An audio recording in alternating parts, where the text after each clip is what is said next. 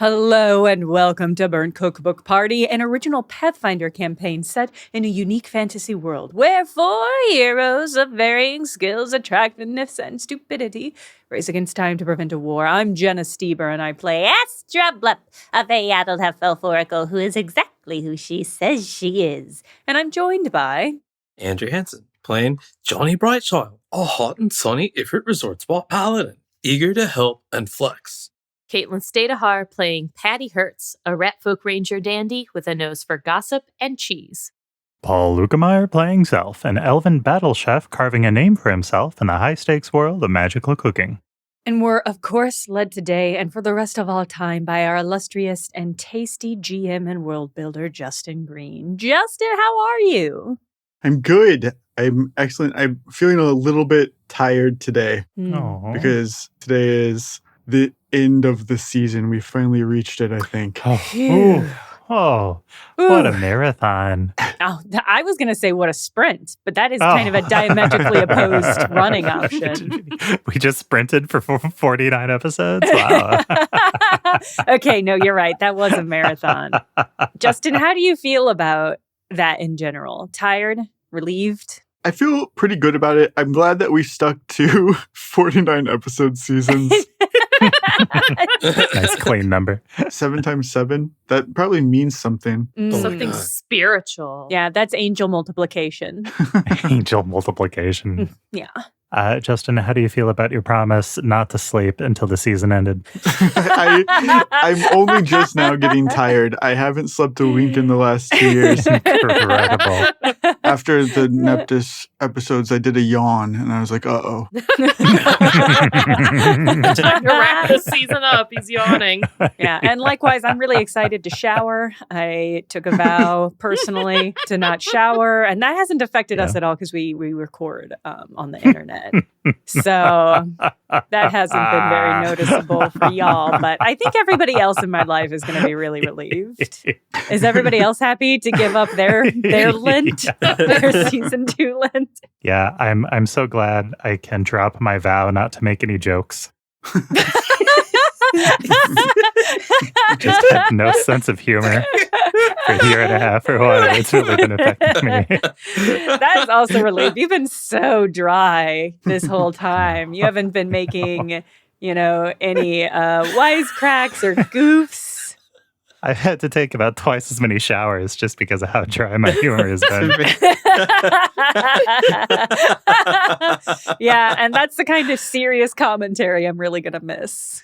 Caitlin, Andrew, are you happy to be breaking your Lents? Yes, I haven't eaten any candy at all. That's what I gave up. Not to pull the curtain back too fast. But I'm pretty sure the intro for episode 99, which we have recorded before this, that's something entirely different. But you're going to get out of it because we've swapped them. Sleight of hand, the magic of the silver screen. I just like to keep people guessing. Andrew, what about you? I'm so pleased that for this season ending, I can give up telling half-truths. Oh, that feels nefarious. Wow. It's only doing half lies now. Yeah, no. Or full lies. Or, And is that just in character or? Well, we'll just have to see how that goes. Yeah. Shit. We have another intro to record, don't we?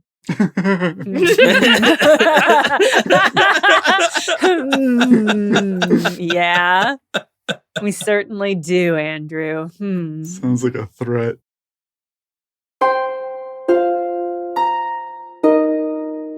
Zelf, you were so happy to be heading back into the zeitgeist. Mm-hmm. And as you accept this grand design back into your life, you are shocked to find your arms filled, not with the blue goo that you were so lovingly embracing, but with rolls of toilet paper.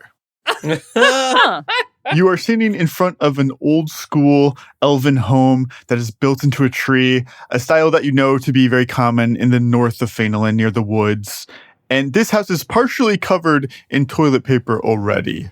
Oh. This isn't the outskirts of Gold Grove on Idios First at the beginning of the loop. What is this? Oh, these are not very good rolls of toilet paper. Ooh, a bit scratchy. You'd only TP and high quality toilet paper just to show off your decadence. Single ply. These are not elven toiletries. Wait, didn't we talk? No, going back to my re-listen through, we said in episode like 3 or 4 that elves don't poop. Didn't We we? just definitely had that That's discussion. true. Oh, It is true. Historians might note. Yeah. Historians might note that elves don't Yeah. poop. He might have been exaggerating. What do they use toilet paper for if they don't poop? Paper mache only. Yeah, exactly. Oh, man.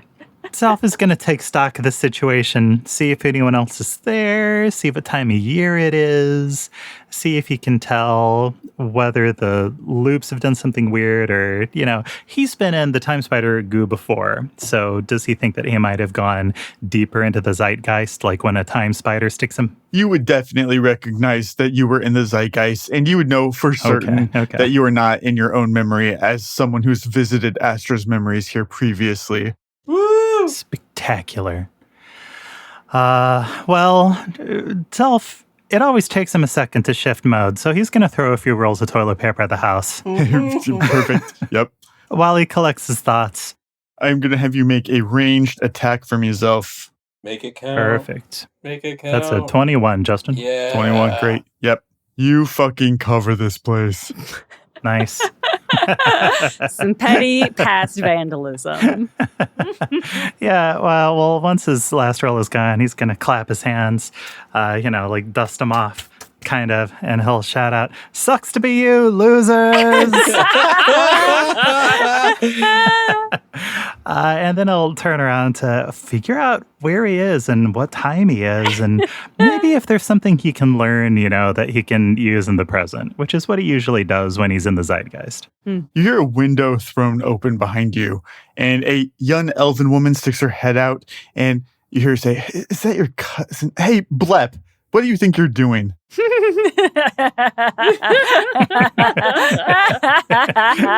Yeah. I'm just helping you clean up your act. Yeah. Yeah. You're doing such a good job repping Astra. Did you say blep? Self, make a perception check. Love to perceive. It's going to be Elizabeth. Oh my God. It's going to be a mlem. Justin, I rolled a 1. You have never seen this girl before in your life. Yeah, that's fair. Zelf is going to saunter over. He'll say, "Hey, listen, bygones be bygones. Have we ever met?" Have we ever... What? Are you high on your own Blep supply, Astra? Damn. Wait, you're telling me that I'm Astra Blep? And that makes you... Oh my gosh, I am not doing this. The Malim and Blep rivalry is between our parents and our grandparents. Why do you feel the need to keep this pettiness going? I mean, I don't even know what to say. I'd love to be petty, but I don't know if it serves. Can you tell me what year it is? What year is it? At this point, the girl is pulled from the window and is replaced by a familiar face, that of Small Blep Jr. Oh, And he says, Oh. Astra, what are you doing? Small. Fraternizing. Look at you in your little cap. Smaller, are you a student at Fainland Academy? Is that what this is about? You're still jealous of me? And what are you doing with this mlem? Honestly, I thought you, out of everybody, would understand. Well, that was never going to be true. Well, that was a yeah. Small, I never thought I'd have the opportunity to delve into Astra Blep's history, but here we are. And he's going to climb in the window. You're so lucky everyone thinks you're high. You push Small out of the way and climb into the window using the drapes as like a makeshift rope to scale the tree trunk. But as you do, you feel the fabric start to give. This is not something that Astroblep did. The curtains pull and stretch like chewing gum, just gooifying in your grip. Oh no, I'm creating a paradox. You're never going to learn my backstory that way, Paul. Oh, I know. God, I pushed too hard. And there's no way back out, right? You can climb back out the window. Yeah, I think once Zelf sees the drapes gooifying, he's going to jump out and try to make his way through Fainland. I've got to go. Yeah, awesome. You're going to leap from the window and you're just going to bolt? I think so. If Astro was caught throwing toilet paper, she would probably stick out her tongue and be like, nah, and then hightail it, right? So he's going to see if he can correct time or if it's a lost cause. Zelf starts to run, and we are going to switch gears to Johnny Brochild. All right. I'm so excited to see if you're in Patty yourself. I know. So exciting. Right? Yeah. You said you tried to eat a bunch of the goo, right? Yeah. It makes you feel sick to your stomach, Johnny. You fall to your knees, hacking it up. And you see that you have collapsed at the feet of several small rodent folk. One in particular is looking down at you with disdain, and he says, I thought you were ready, Patty. I thought you said you wanted to be a member of Raid, not just a hostage anymore. But here you are on the big day throwing up. You nervous or something? Oh, shit. No way, bro. I'm not nervous. I was just like swallowing a bunch of blue goo. Oh my God. It did not taste like I thought it was gonna. What? Raid? Did you call me Patty? Whoa. Okay. What's going on? Who are you? Very funny, very funny. And Chet Gerbilla removes from his satchel a bomb that you recognize as the work of the anarchist Bruler. Whoa. He Shit. shoves it into your hands and nods to your right. You take in the landscape for the first time, and you know that this is the Riskarian capital city, Mandaral. It's modern times, maybe 4 or 5 years ago. And you see that Chet is motioning you towards the Aero Center, the Erosion Resettlement Office. Well, you want me to go use this on them? Because, like, they're pretty solid dudes. Like, you know, like, they're just helping people. I don't know about people. this gang. Like, you know, like, what's this bomb for? Like, oh my God. I thought you'd been listening and learning this whole time, Patty. Arrow doesn't help people. It subjugates them. Look at what they've done to Rescaris. Yeah, like, you know, there's kind of like some problems with like who gets what, but like, you know, there's just like a ton of people, right? Like, they just kind of, I don't know, like, I feel like we could be helping more rather than like make things worse. Like, it's not a perfect system. Like, everyone knows it's not perfect, right? But like, you know, there's like people with good hearts that are like trying and stuff. And like, you just want to blow it up. Like, you can't just like throw away a system and then like not have a plan for what takes its place, you know? Like, that's like super irresponsible. There is a plan for what's going to happen next. Raid is going to step up and return the power to the people. How are we going to step up? Like, you know, like, we don't have anything in place, right? Like, I'm not normally like thinking like that far ahead, but like, I've been like working on it, you know? And like, I don't know. I just don't know. What are you going to be doing while this is going down? I'm going to be watching to make sure that you complete your task and prove that you're ready to join Raid. This is your initiation, remember?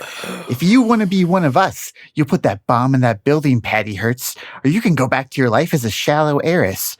At least for as long as your parents keep paying your ransom. Oh, I'm not shallow. Like, that's not true. Like, Patty's super cool and legit and genuine, and like, she's not shallow. Like, honestly, you know, I think you've got it wrong. Like, I think you're kind of trying to bully me into doing this. Like, Oh God, she's talking about herself in third person now. all right, but like, what if the bomb doesn't work? It's kind of complex. She's chickening out. Hemifer, you take the bomb and get out there. No. no, Wait a minute. Hemifer. Wait, no. I'm not chickening out. Like, Hemifer, step back. Like, you are not taking this from me.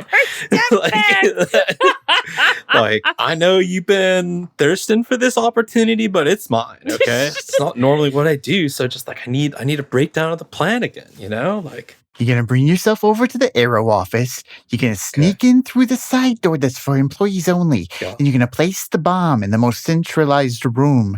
And then you're going to run back out here with us to watch the fireworks. how do I get through the employees only door?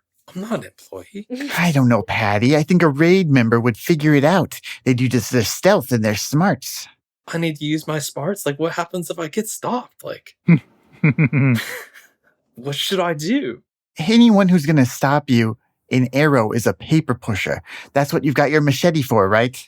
Oh, God. Machete beats paper. Yeah, God. it totally does. Machete beats paper every time. Everyone knows that. Everyone knows. Grim. And I don't know what beats machete. Does a rock beat a machete? Rock? A really big rock? Yeah. Yeah, it probably would. All right.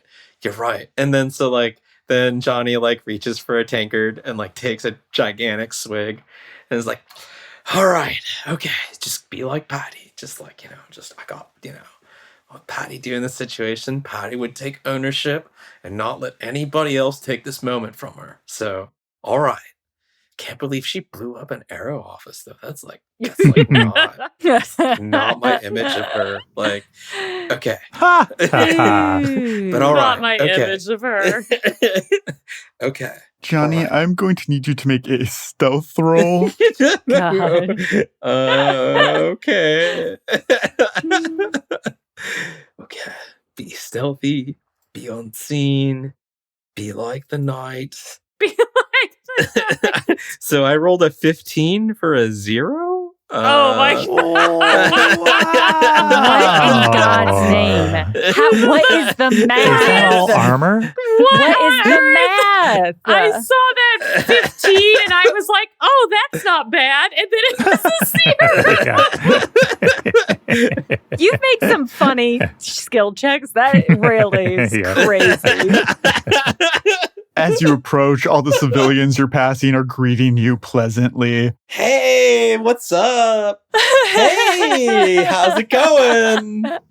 So it wasn't the armor. It was Looking good. Let's just be like Patty.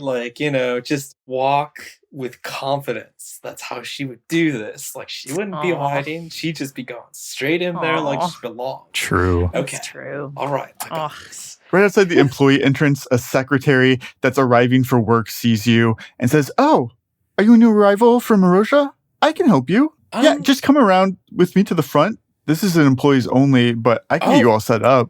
Where are you coming from?" I'm thinking about moving here, I guess. Yeah, I think I'm from Arosia. Yeah. No. And I wanted to see what options for settlement were available here in this fine establishment. Thank you for being so helpful. Oh my God, your customer service is really quite amazing. Johnny, make a bluff check.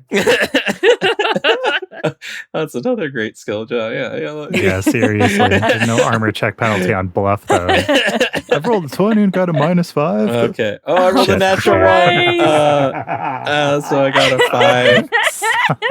5. Such a pure boy. Sometimes the dice really underscore what we expect to happen.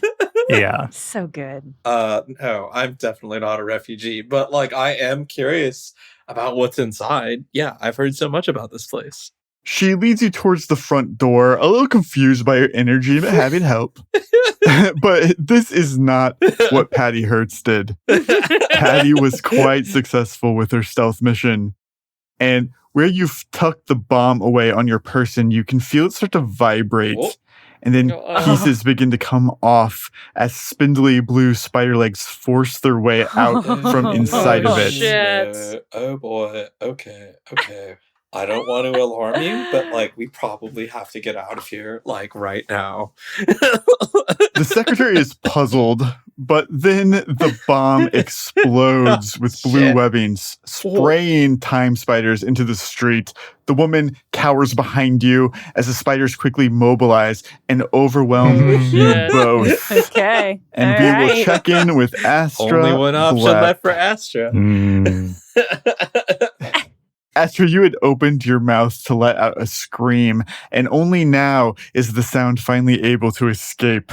You stumble backwards into a reclined chair, and you feel a sharp stabbing in your chest. Straddling you is a tiny goblin with large glasses holding a tattoo gun to you, which is the source of your pain. There is another person in this dingy workshop that you don't recognize, a half-elf man whose hair is slicked back. From his apron and his general vibe, you can guess that he is a Milnor chef.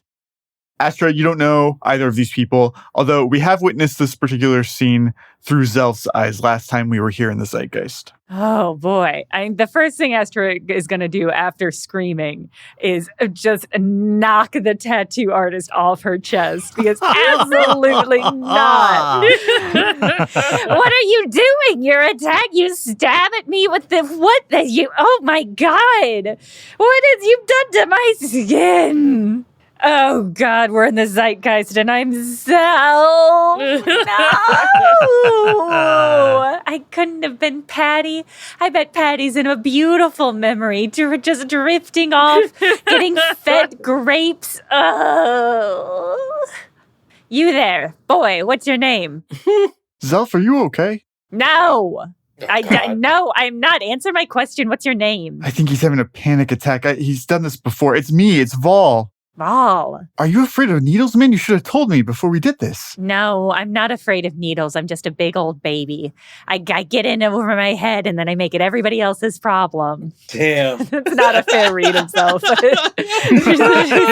She doesn't have her shit together enough to do a fair read. But it is hilarious.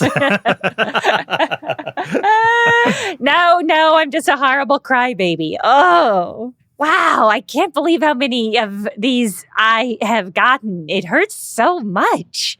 Boy, gosh, I know in order to stay here, I should let this tattoo happen, but that is simply not an option. Am I an apprentice yet? Apprentices, I wish, man. That's the dream, right? Yes. We're going to be apprentices together, brother. Yes, you and me, we're going to become Milnor apprentice chefs and never regret it. Boy, Vol, don't really know you. This is interesting. I mean, I know you, of course. Haha, I'm Zelf. I know you totally.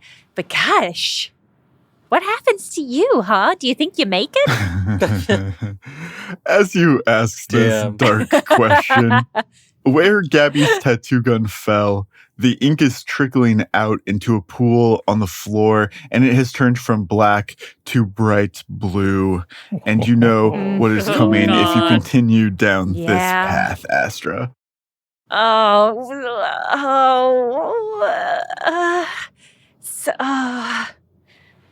know Zelf would want to stay and investigate. Oh. But what would Astra want? Astra's gonna reluctantly get back in the chair.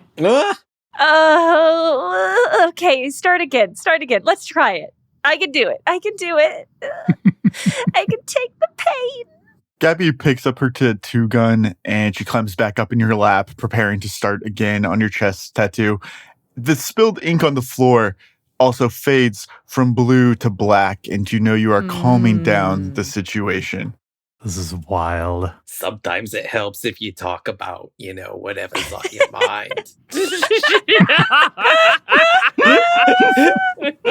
I'm just thinking about how much pain this is. Oh, yeah. For a beautiful mark that I'll always cherish for the rest of my life. For some people, the pain helps them remember.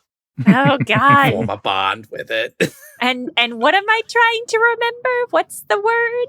Was it breakfast? It says balanced breakfast. God, yeah. Self-stabilizing his foundation. Incredible. It's probably sketched out already. Oh, yeah. The tattoo stencil, yeah. Yeah. Justin, how far into the phrase are they? Oh, probably not very far at all. She just got like a B. The first B? Yeah, the first B. If it's too far, we can change it. There are plenty of words for B. Like bad is pretty good.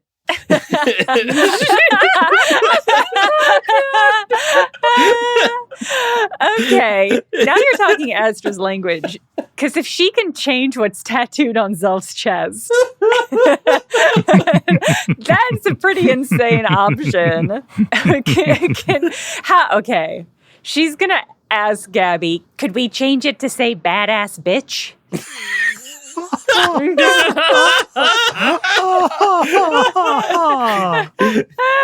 Yes.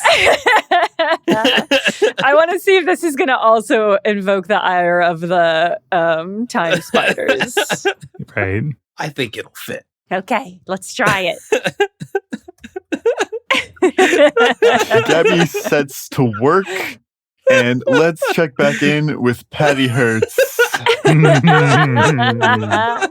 Patty has been running through this fortress. There is a historical conflict going on in the middle of a storm, and she's been seeking out someone who can tell her what in the world is going on.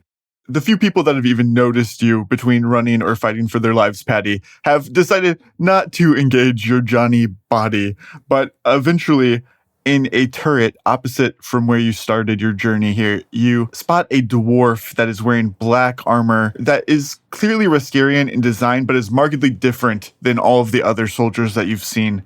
And his attitude is also different. When he sees you from about 30 feet away, he locks on. Oh my God. Uh-oh. Patty is once again going to try to get someone to brief her on what's happening. And this time, I think she's going to approach him as a fellow officer, maybe. And she's going to run up and be like, Soldier bro, comrade, no, not comrade, bro, what's the status? It's getting crazy out here, man. Patty, you make a diplomacy check for me. it's like peeling back an onion, all the layers. Oh, God, I only rolled a 2. That's an 8. Oof. Well, Patty's not at her best right now. And yeah, we're not rolling great in the zeitgeist right now. Well, none of us are in our own bodies, you know. No. Yeah. Yeah. Patty's diplomacy skills rely a lot on just being cute. And when she is not adorable, it doesn't work as well. Yeah, right. It's Ninja Johnny who's like, putting his little hands together and kind of tilting. Right, exactly. Blinking his big eyes and Exactly. wiggling his whiskers. You don't think that would work for Johnny Brightchild? Oh, I think it absolutely would. It just doesn't hit the same. Might take a few tries. The dwarf is surprised to see you approach diplomatically, and for a second you even see him let down his guard. But that moment passes almost instantly, and he raises his sword to fight you. Oh, shit. I knew it would come down to this, you and me. We started this together, and we'll finish it together, won't we, Alzil? Oh, that's another name that we don't know, right? Mm. Yeah. Mm. Azel? Alzil. Okay. Okay. I'm into it. Let's flash back to episode 1 where Jenna said that at least one of us, that's not their name. And it's not Self, because that's his name. God, I mean, I guess that Patty's gonna try to draw the sword that is maybe there or not there and take like a defensive stance. Because this guy seems like he's gonna fight her and she does not want to get chopped in half. Justin, are the torrential raindrops splashing against the invisible sword blade? Oh my God. Oh, yeah, for sure. Holy shit. God. You're able to find the sword's hilt, and it is giant. Patty has never held an enormous weapon like this and is kind of gets a little bit of a thrill from it, but is also terrified and confused at the same time. I'm getting the stats for this sword. I'm going to let you swing it. Fucking incredible. Yes! I love that every time Johnny starts a new arc, he has a different primary weapon, whether it's Johnny Brightchild or Right? Johnny Anaj or... I love it. This is going to give Caitlin a taste for big, beefy sword boys that Oh, Patty God. is not going to satiate. Do you want to go ahead and make a flat melee attack Okay. and add 3 to that? Well, I rolled an 11. It gave me a 22. Perfect. But I don't know which of my things apply, so. Go ahead and roll initiative 2. Let's see if you can get out ahead of this guy. Oh my God, this is so exciting. He is a dwarf. He is slow. This is so exciting. I get to beat Johnny. And he has rolled a 6. Okay. Damn. Yes. Tasty. Caitlin swings the big sword. Caitlin swings the big sword. I love it. I'm so excited. You earned it. With the 24, Patty, you move Johnny's body faster than it's ever moved before. For you, still a little slow. You strike this guy before he can get to you and bring him down to his knees. He looks up at you, rain battering his face. He remains resolved, but both of you know that he doesn't stand a chance against Johnny. He is just waiting for you to deliver the killing blow. Woof. I mean, Patty does not want to kill this guy.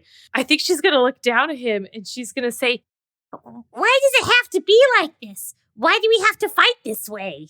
This moment was set in stone the moment you turned your back on the people of Rescris. fuck. Oh, God. Yeah. I can't just Yeah. kill this guy. I can't just be going around murdering people in Johnny's body. Can I try to just knock him out?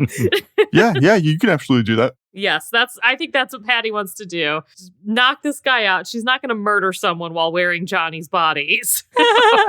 He's not really defending at this point. You can just do it. Okay, perfect. You hit him in the side of the head with the blunt of your sword to knock him out. You open a gash in his forehead, but it's not deadly, and he crumples at your feet unconscious. The blood from this wound mixes with the rain, sort of spreads out, and then slowly the puddles turn blue. Oh, fuck. Patty, Johnny didn't spare this guy's life. Oh, my shit. God. Oh, shit. Spiders begin to form around his body. Oh, no.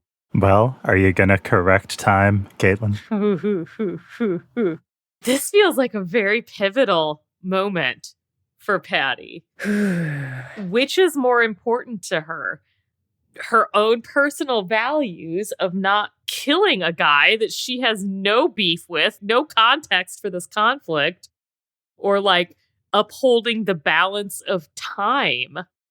And I don't know. I feel a responsibility to the zeitgeist and to the universe to keep things on the right track as a demigod. But Patty has to be true to herself. I think she is not going to deal a killing blow to this guy. Oh, man. She can't bring herself to do it. Spectacular. You move away from the dwarf on the ground. Spiders continue to funnel out of the water that's gathered out of the wound on his forehead. You turn to run, but in your way stands the Ifrit cleric, and he yells out, "What are you waiting for, Johnny? Kill him. Kill Meldor." Oh, that's Meldor. I think Patty's just going to say, It's not worth it. All this bloodshed, what's it for? Why can't we just work together? Yeah, Patty, a tidal wave of time spiders looms above you, and every time you choose peace and nonviolence, it grows even taller. God. And I am going to have you roll two things. I need you to roll on the regular time displacement table. Okay. I have rolled an 86 stranger. Nice. And then there is a second table that is called sideways displacement that I need you to roll Oh, on. fuck. Okay. On sideways displacement, I have rolled This is so cool. a 1. I love this so much.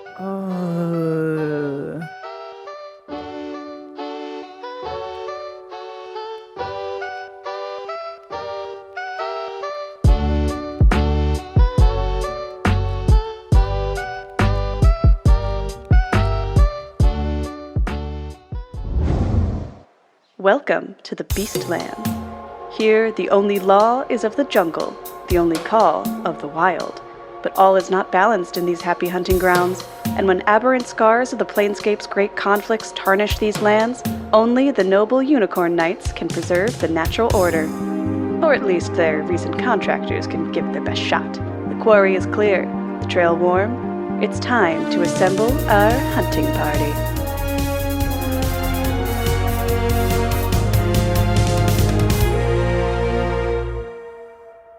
Rolling with Difficulty presents our third D&D campaign, Hunting Party.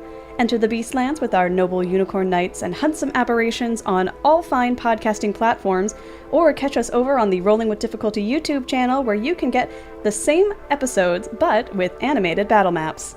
But whether you go for YouTube or your podcast platform of choice, happy hunting! That promo was from our friends over at Rolling with Difficulty, another excellent actual play podcast.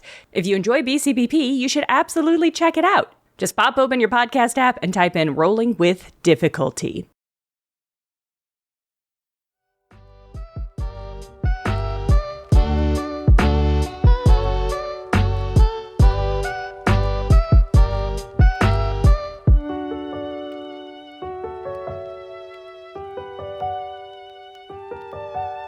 Patty, you cannot get around the Ifrit before you are enveloped in time spiders, and they're not even really separate creatures by the time that they reach you, just an amalgamation of blue.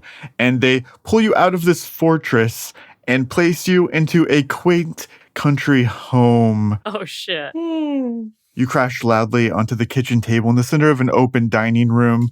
There are a couple of homely elves milling about that you don't recognize. The gentle melody of songbirds fills the house from the room over. You can tell that they're in here, kept as pets. It's not coming from outside. What would you like to do? I think Patty's going to stand up and brush herself off and just try to play it cool. Oh, silly me. I'm so clumsy. I always am falling down like that. Huh, guys? That's what you know me for, right? Your friend here. Some real Urk-elf energy right there, like falling. Patty is not dignified to be a convincing elf, all right? It's like... An older elven man takes a seat at the table, sets a plate of bland food in front of himself. He doesn't make eye contact with you, but he does address you. He says, "You've not been acting like yourself, Zelf. God, I knew it. You've been behaving so strangely ever since you left for that godforsaken city." I gotta be elf-like. Okay, Patty's gonna stand up as straight as she can and just try to put a very serious look on her face. I understand your concern for me. I must say that I am most weary from my long journeys and am in need of recuperation. Nice. Big words. Very elf-like. Exactly. She's trying. Yeah. That's how she thinks elves talk, is just with The big full words. course vocabulary, with big words. I mean, if her model's Zelf, you know? Fuck. Of course you can stay as long as you like, but you've had the family worried sick, Zelf. Your sister will barely pick up her flute to go play music for the animals of the forest these days. That's so fucking cute. Really, really cute. Oh, well, it was never my intent to sow discord amongst my familial beings in our family homestead. I am most apologetic. Oh, God, is he my father? I got no idea. My dear beloved one, for whom I care. Listen, I don't want to sound harsh, but if you make the decision to return to that place, you shouldn't come back here again, Zelf. Oh, shit. So Patty's going to assume that this is in reference to Zelf being in Mjolnir and training with the chairman.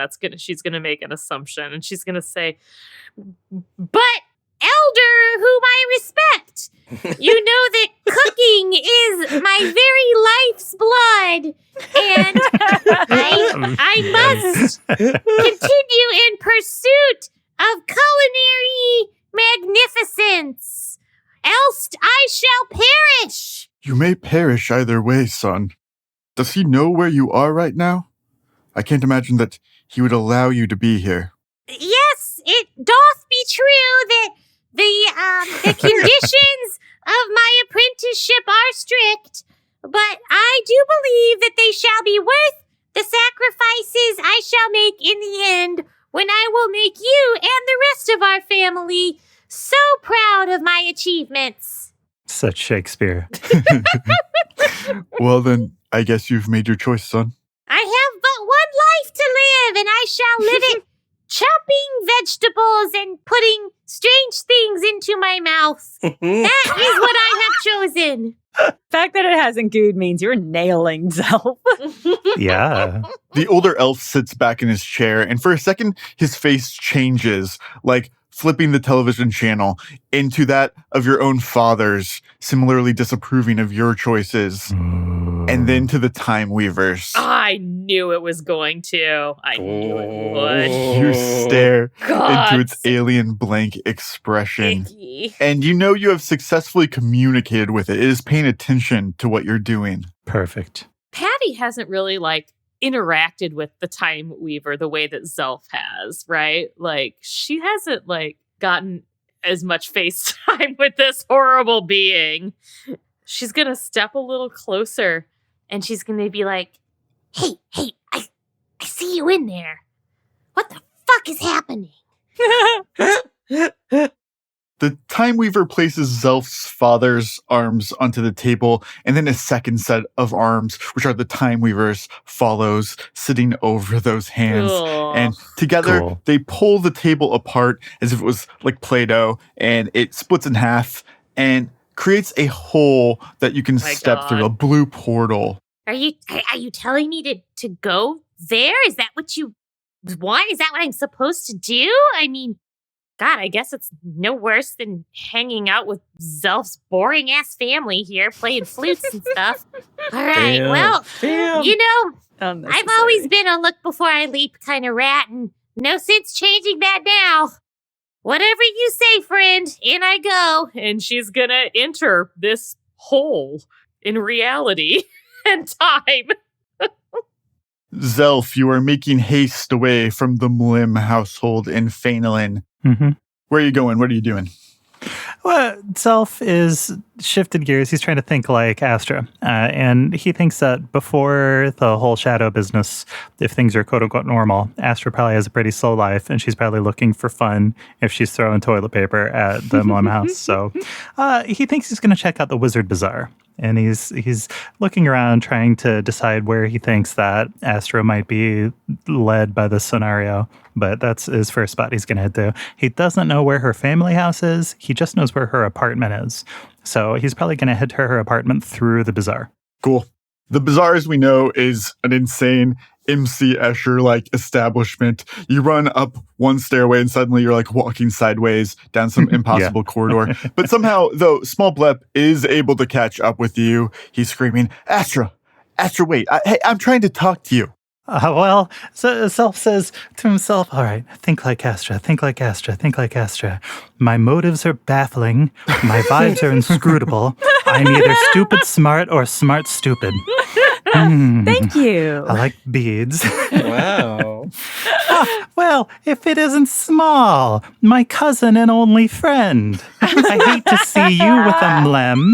Maybe you can explain yourself and come home where you belong. You're not going to tell anybody about this, are you? Oh, not if you make it worth my while. Wow, there it is. I should have known you'd be like this. Oh, it'll be worth your while, too, for me to keep people off your trail, Small. Don't be like that. But what have you got to offer me? This is a great Astra.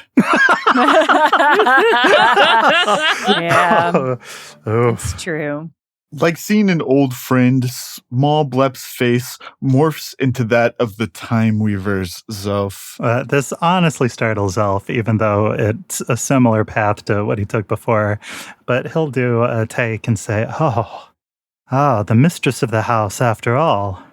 It cocks its head at you, unreadable, the upper human portion, momentarily the image of your sister, while the lower spider half uses its back legs to flip over one of the stalls, revealing a portal to you. All right, let's try it. And he'll shake his beady garment and step on through. Johnny Brightchild, like Caitlin, I am going to have you roll on both the time displacement and sideways displacement tables, please. All right. Shit. Time displacement. Johnny to Zelf. Boy, self-heavy rolls this time. I want to assure the audience that this is totally random. Oh, yes. It's fun to watch the table. It's like a slot machine. It's exactly how it feels. Ding, ding, ding, ding, ding, ding, ding, ding. Yeah. Johnny, you are trying to protect this secretary from this barrage of time spiders as they rip you from Patty's memory and shunt you into the next world. Instead of the nice open air of Mandaral streets, you find yourselves in some sort of man-made underground structure. It is not unlike a Triad Blitz arena and how it's set up. It's quite sprawling with like a lot of empty space. It reminds you kind of the gladiatorial combat stages in Bombaldir. Really, the only point of interest is many feet above you, there is a balcony that juts out over this arena where someone could sit and watch, and indeed there is a large throne there, golden. But you are down on the ground among a group of chefs, and you know this from their outfits. And also you recognize Zelf's fellow apprentices that you met last loop. Gratin Dauphinois and Bocus Dor are here. Whoa, what's up? Yeah, do it. Yeah. Yeah. Yeah. The second order removed of a character doing another character is just peak. So funny. Yeah, Caitlin nailed it. Funny. I guess I shouldn't say anything, but so Johnny acknowledges their existence with a curt nod. Gratin Dauphinois will give you a weak smile, but he's in his own head and over his head. Bocus Dor is not greeting anyone. She has her game face on, very serious. There is a half-elf standing next to you that you don't know, but the listeners would recognize as Vol Avent, and Vol pats you on the back and says, "This is it. Our future starts today, man. Are you ready, Zelf?" Oh, of course I'm ready. And he looks around nervously to see if any spiders pop out after he says that. It's whether or not you're ready. Yeah, really good. Johnny's digging deep. Above you on the balcony, you hear a commanding voice that draws the attention of all the chefs below, and you see an elf that you know to be Julian Karat in one of his signature flashy suits. Oh my god, I think I know that dude. Welcome to the Gastrodome. Each of you have been chosen for your individual skills, your work ethic, your taste, and your texture. This is going to be a unique opportunity, the likes of which will never come around again. But I will give you one last chance to turn around and flee. Otherwise, if you stay, you are committing your lives to this competition, whatever that may be worth. Whoa, that's pretty intense. Y'all ready for that? Also high fives all around, Like, he also was like, good job, like making the cut gang. Like, that's pretty good. As you high five people, you feel like your hands are a bit stickier than usual. You mean Zelf didn't give everyone high fives? Come on, Bocus, come on. Like, I've high fived everybody else. You can't just. Oh my god. Just takes his hand and like pushes it like on the flat of her hand. Like, it's not just whatever. My hands are tools. What are you doing, you monster? Sorry. The chairman says, if you intend to stay and compete, please come collect your apron. At the center of the Gastrodrome, a large metal pillar rises, and at the top of it is a pile of aprons, but clearly much fewer than there are potential apprentices in the room. Wait. Oh no. Groton, are we like not all going to be chefs? You can barely get that out before people are already speeding towards the apron pile. What would you like to do, Johnny? I feel like Zelf would sit back and analyze the situation while moving quickly. There's got to be some sort of trick going on here. Johnny will follow Bocus. Oh yeah, Bocus is in the front lines, of course. The pillar hadn't even stopped rising before she was knives drawn, running that direction. But you can keep slightly behind her, letting her handle any impediments that might pop up. Groton, dude, come on. We should just follow Bocus. She's super with it. Yeah, Groton's moving too. He can see the writing on the wall. When you get to the pillar, though, you will need to fight to get your hands on an apron. These chefs are feral. They're desperate. Forks are going through hands. You're seeing cookware weaponized in ways you hadn't imagined before. Savage. Are you going to participate? Yeah, Johnny loves like a good game of like, steal the bacon tug of war kind of thing. So to him, this is all still just a game. And so like, it's an intense game, but like, he's definitely into it. Probably what he's going to do is he's going to use the strategy, try and convince Groton and this Vol guy to work in a team with him so that the three of them can overpower somebody and then they can like each take turns. So it'd be like 3 versus 1. And then like Groton gets the first chef apron or something like that. Beautiful. Make a combat maneuver, and I will give you a +4, aid another from Vol. Groton doesn't really have anything to offer in this realm. 27 +4, 31. Perfect. Yeah. There's a young, wild-eyed chef who gets their hands on the apron that you were going for, but the combined force of you and Vol sends this guy off of his feet, falling from the pillar, and this show of power earns you a bit of space from the other competitors, and you're able to easily claim another apron for Vol, a third for Groton. Yeah. And then Johnny's going to see how Bocus is doing. Oh, Bocus was the first person to get one. Okay. You can find like a trail of chefs that have been blinded by her. She's got some sort of lemon juicer. Oh, well, not cool. Like, I know there's like no rules stated and like it's all fair and stuff like that, but that's like rude. So yeah, cool. Gosh, chef apron, dope. I guess that means we're chefs now, right? Awesome. That was super easy. You know, when Zelf talks about all this, like it was like super brutal and scarring and stuff like that, but this wasn't that bad. Like, you know. It's just...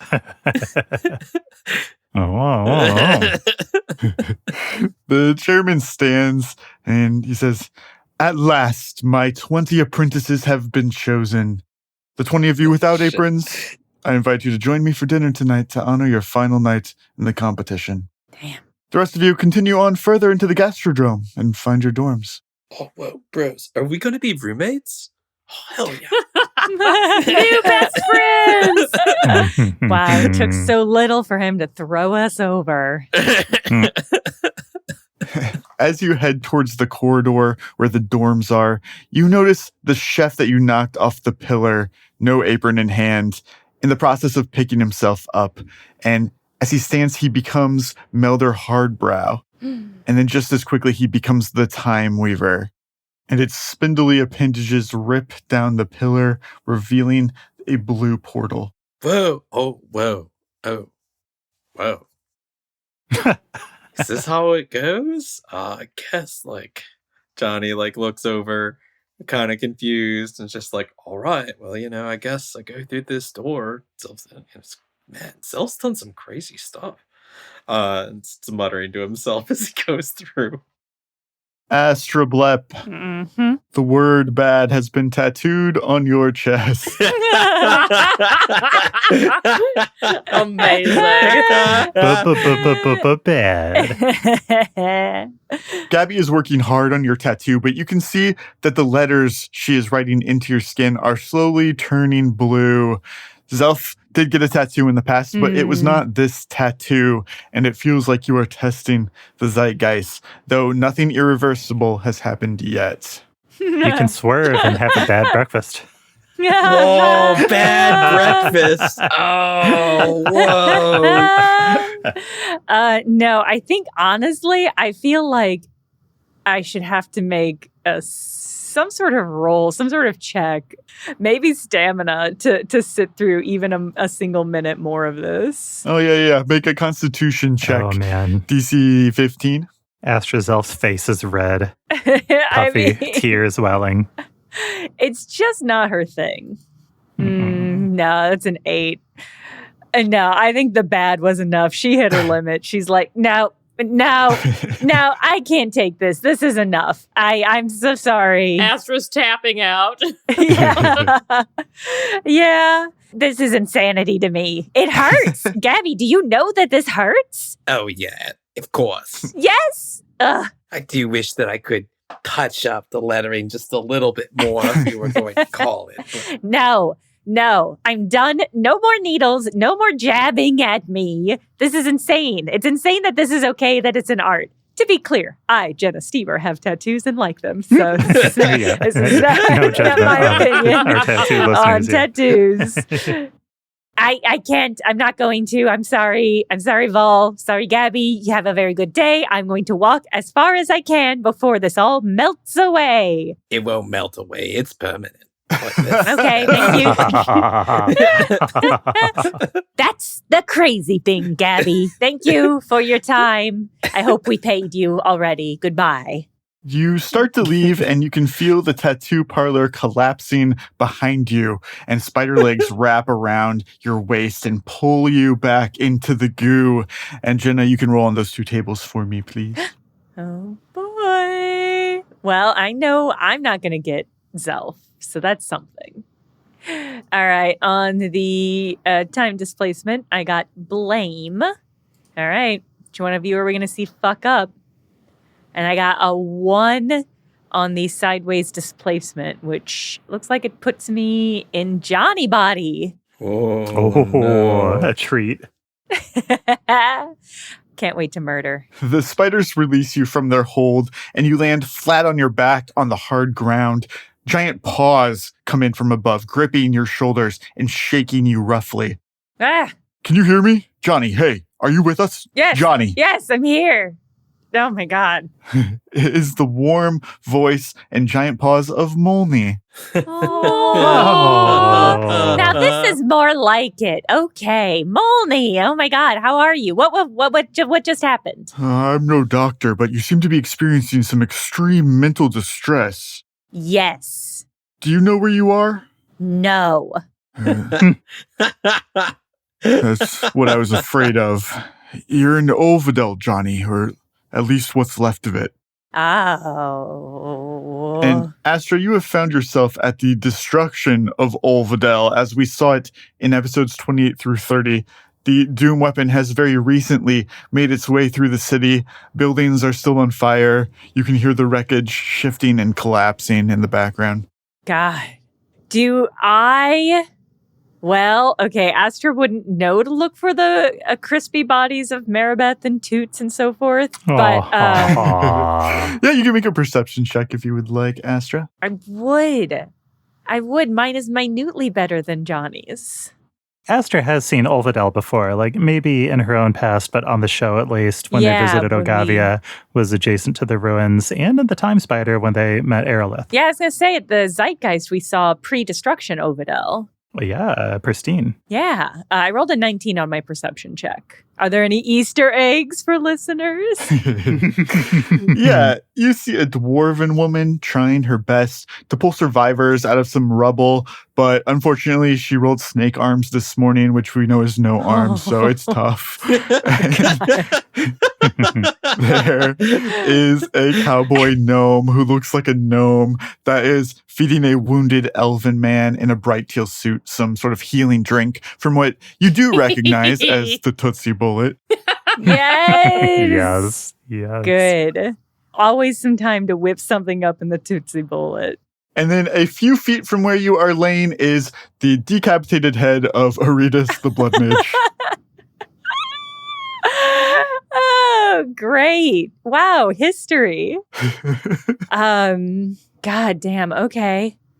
Well, good. I'm glad I checked. That means nothing to Astra. She goes, oh my God, Olvidel.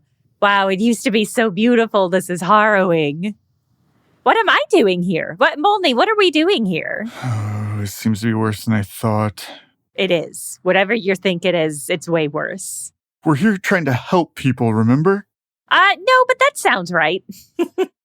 Yesterday, the city was attacked by a terrible construct called the Doom weapon. Oh my God. Today, you just started talking incoherently, blaming yourself. Oh. Now your memory seems to be going in and out. I'm really concerned about you. You should be. However concerned you are, you should be way more concerned. But I'm okay. I'm okay right now. I'm Johnny Brightchild. I'm here in Olvidel. I have something to do with the Doom weapon that's mysterious. Johnny, and you're Molny. Johnny Brightchild, no, that's not your name. What? No, this is not good. This is not good at all. Wait, what's my name? Brah, what's my name? You came here calling yourself Tommy Emberize, but last night you confided in me that your name is Johnny Alzil. Oh. Do you remember that? Oh, shit. Does that name mean anything to you? I've never heard that name before, brah. That's interesting. Huh. No, you know what? I've just got a little bit of a headache, and there are some gaps in my memory. I'm a soldier, right? You tell me about myself, Molny. We've only just met, Johnny, and I'm not a healer. It may be beyond my abilities. Oh, for sure. It for certainly is. But, brah is not going to stop us from getting some good work done here, helping people, and maybe killing the doom weapon, Cha, like... Cha, brah. We're here as soldiers, right, brah? I am the demigod of fate. If you're open to it, maybe you could sort out your mind by accepting my help in that way.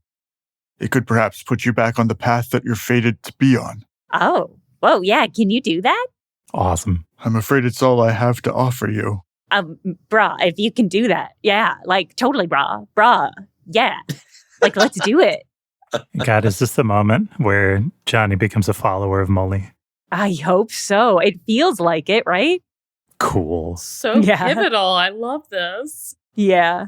Yeah, and you had to play a scene where I TP'd somebody, so... yeah. Which was honestly great. I mean... yeah, I'm into it.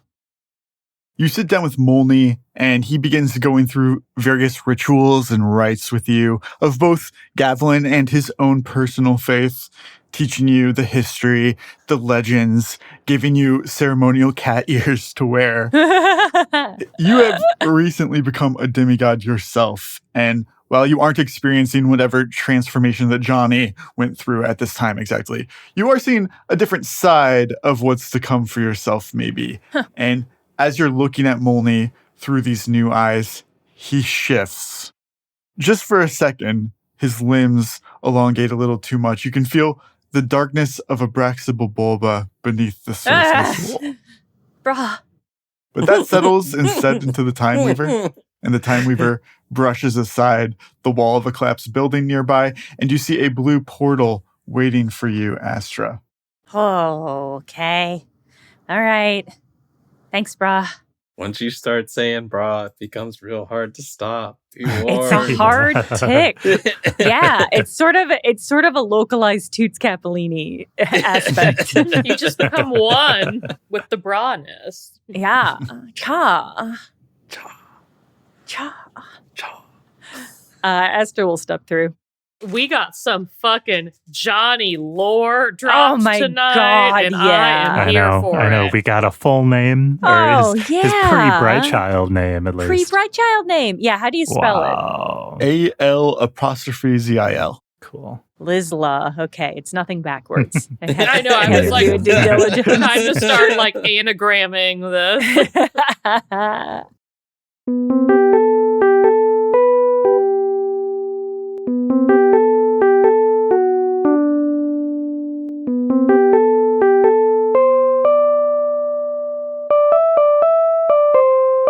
Wow, everybody. We did it. 98 episodes, 1 second complete loop. That's just it. Which makes it a perfect time, if you haven't already, to subscribe to our Patreon, patreon.com/PCBparty. Without your subscription, stories like this wouldn't be possible. And what a story! Aren't you excited to figure out what's going to happen with everyone in the next loop? And thank you especially to everybody who already subscribes. It is because of your generosity that we were able to do these 98 episodes and get to this moment, and we're extremely grateful for all of you. Just a heads up, we will be taking a small break to catch up on work and enjoy the fall weather. And that means no new episodes in 2 weeks on the 25th like there would normally be scheduled. But we'll be back on October 9th with a fresh, brand new time loop. Our DFTBA merch store is at bit.ly/BCBP merch, all lowercase. Or you can find that link in the show notes. As always, you can find us on Blue Sky at BCB Party, on Tumblr at BCB Party, or email us at burntcookbookparty@gmail.com. Burn Cookbook Party as Andrew Hansen as Johnny Brightchild, Caitlin Stayduhar as Patty Hertz, Paul Luetkemeyer as Zelf, me, Jenna Stoeber as Astra Blepp, and Justin Green as GM and World Builder. This episode was edited for content by Justin Green and edited for sound by Akshay Balakrishnan. Produced by me, Jenna Stoeber.